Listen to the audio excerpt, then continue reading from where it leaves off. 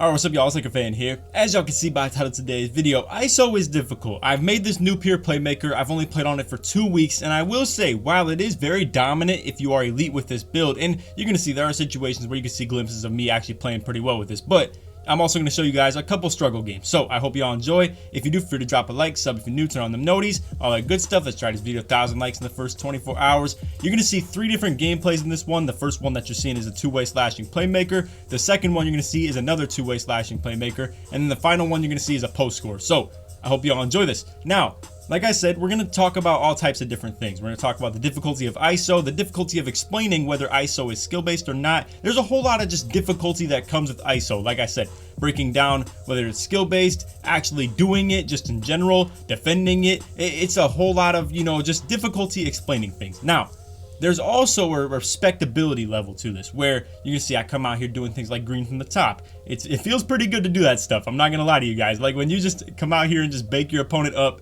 and you get a nice little green off and you're like, you kind of feeling yourself. I'm not gonna lie. Now, there are situations like this where I'm getting locked up. Now I hit a little quick stop. Now you hit some whites, right? Now, that's in a cold zone as well. As you can see, if I have a cold zone, that means I'm not shooting well from that spot. So obviously I'm running into my difficulties of shooting in some situations. I have hot zones on the left wing. I have it on the top of the key. Now, there are other situations in ISO where if somebody plays you high, you're gonna run it at the rim on them. And to be honest with y'all, that's where the difficulty in explaining ISO comes into play, because as you can see, he's not even playing me that high, yet my build just has such crazy speed and good dunk animations and stuff like that. Now there's builds out there that actually have contact dunks on top of that, like the 2-way slashing playmaker, the BP build, all types of stuff like that. Now, you're gonna see, I'm over here thinking I'm wide open, right? This looks pretty open to me. Then boom, all of a sudden, contested, horrible shot, 39%. Now this is where the difficulty of ISO comes into play. When you come out here and try to be respectable too much, right? You're like, oh, I'm over here rim running them all the time. I want to do something that's like, for me as a creator,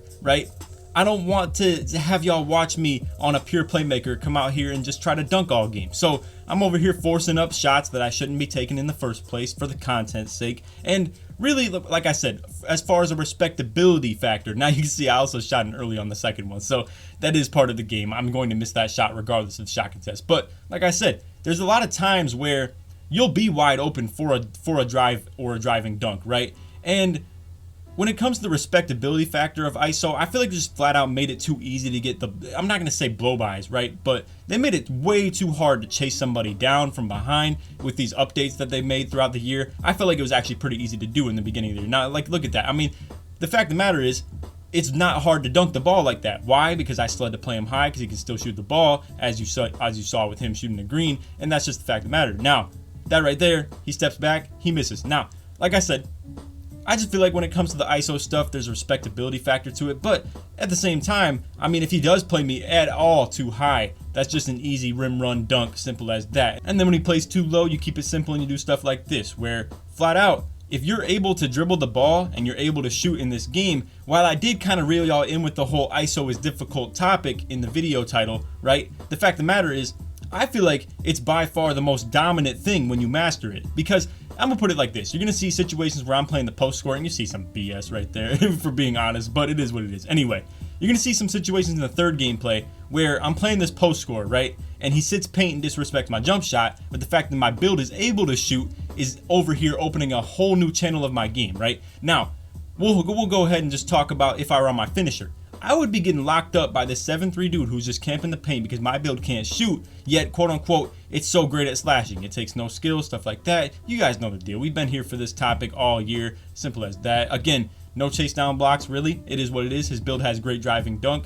It's just flat out hard to explain the difficulties of ISO. So for instance, this dude's on a 2-way slashing playmaker. I have to respect his drive game, probably more than his jump shot, you would assume, right? But then when he comes out here and hits the step back 3, now you're just like, what are you left with? I mean, you have to play perfect defense on a build that has 6'5" with no, Hall of Fame defense or anything like that. Yet I do still have pretty solid defensive ability with my build and good physicals. But anyway, you get the deal. I have to literally just hope that this guy misses wide open jump shots. And the fact of the matter is, if you're a player who has mastered your build and you are elite at the game and you have the ability to green every shot that you left wide open on, and you have a build that has great speed, great drive game, and great defense like the 2-way slashing playmaker, is ISO really hard for you? I don't think so. I don't really think it's a challenging thing when you have mastered shooting in itself. Now, if you aren't great at shooting and you aren't great at dribbling, it's going to be a problem for you. You're going to absolutely suck because that's part of your game that has been completely taken away by your lack of skill. So transition to second gameplay real quick.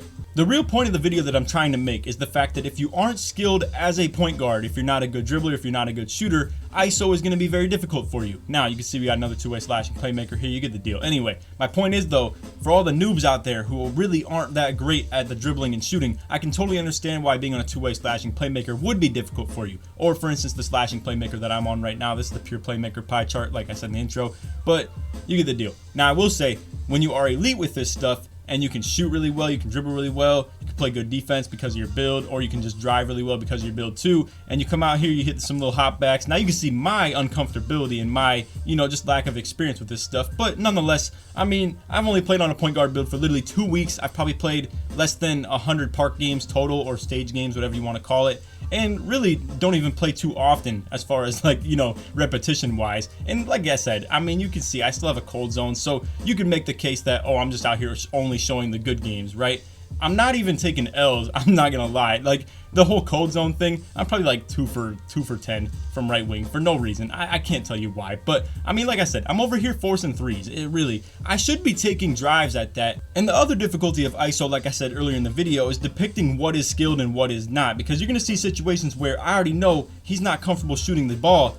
I can easily lock up anything to the paint when all I have to do is sit in the paint. And that's what I try to tell y'all a lot with these pure slashers and, finishers and stuff like that. Builds who can't shoot. I can't even fathom or understand how you think it's hard to guard that stuff. If I had a choice with me on my 6'5" pure playmaker, I don't have that great of interior defense, I don't have that great of block rating or anything like that. But I would rather play a pure slasher or a finisher, somebody who won't even shoot the ball if I leave them wide open and their only goal is to try and dunk on me. I would rather play that any day than a two-way slashing playmaker, a post scorer, even a pure play because of their offensive versatility. The fact of the matter is, no matter how great you are on a finisher, you're left with one shot that you can take. Now, if you've mastered it completely and you're unbeatable with that build, in my opinion, that makes you really good. Now, maybe that's my biased opinion because that's sort of me at the end of the day too. Now, I do still lose, don't get me wrong, y'all. But like I said, I feel like people try to diminish how great of an importance the skill gap is for a finisher or somebody who can't shoot the ball just because all they ever see is them dunking at the rim and dunking on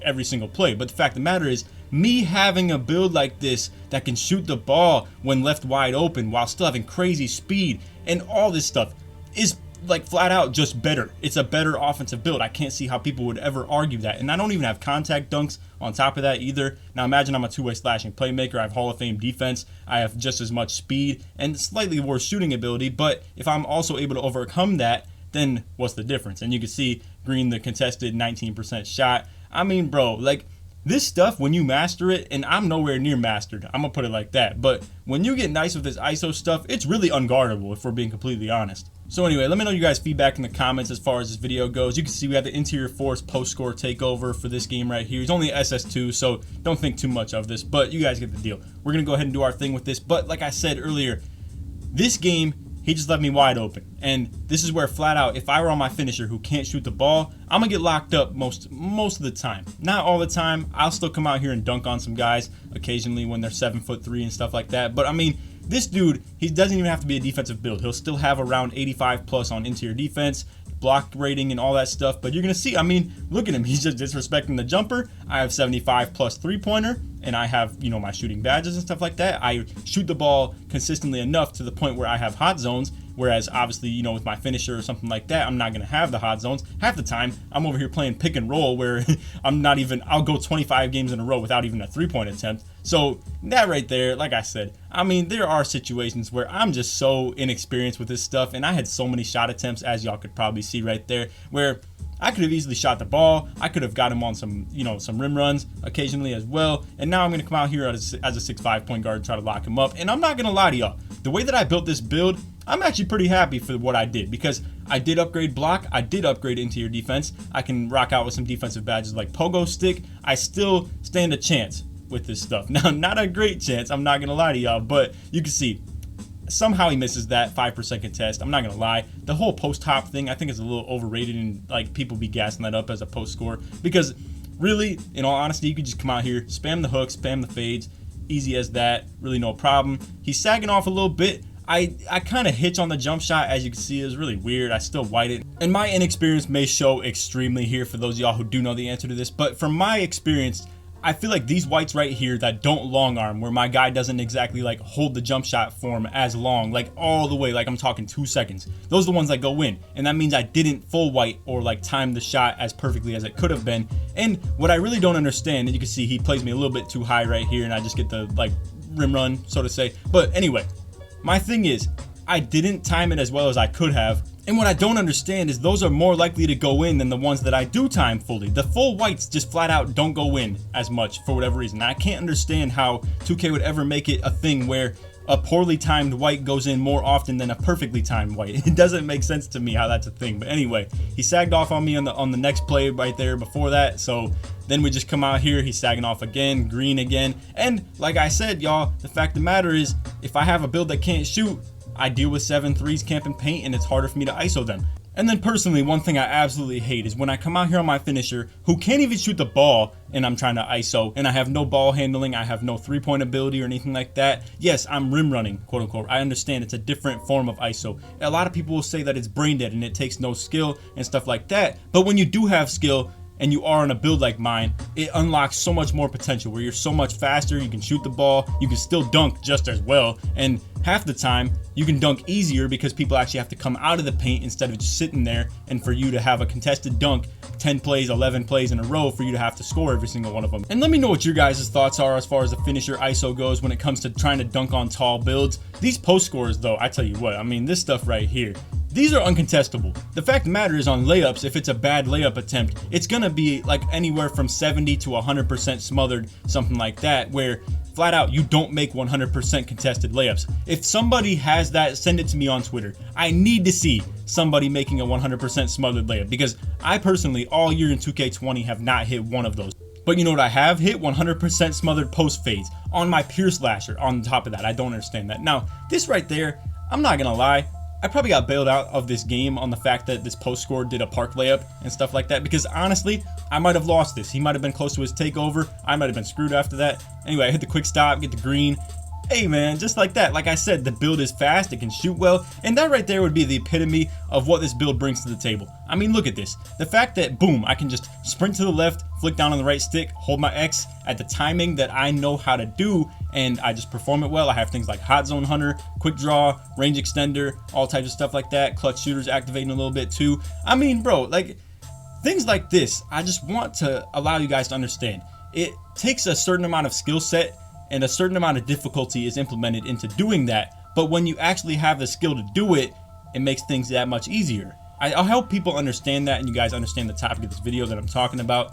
Pretty much, in a short term, what I'm saying is, I understand the difficulty and the experience and the intelligence it takes for you to do things like ISO when it comes to shooting when you're wide open, dribbling to get wide open, stuff like that, you know, taking the runs to the hoop as they give them to you. But to say that this stuff is harder to do when mastered than, say, when a finisher masters his play style, that's just crazy talk. So I kind of baited y'all into the video with this title, but I hope y'all enjoyed. If you did, feel free to drop a like, sub if you're new, turn on them noties, all the good stuff. Let's try this video 1,000 likes in the first 24 hours. Like I said, leave some feedback. Let me know what you think about my thoughts of this video. And if you made it to the very end of the video, put LA in the comments to show your support's made all the way through.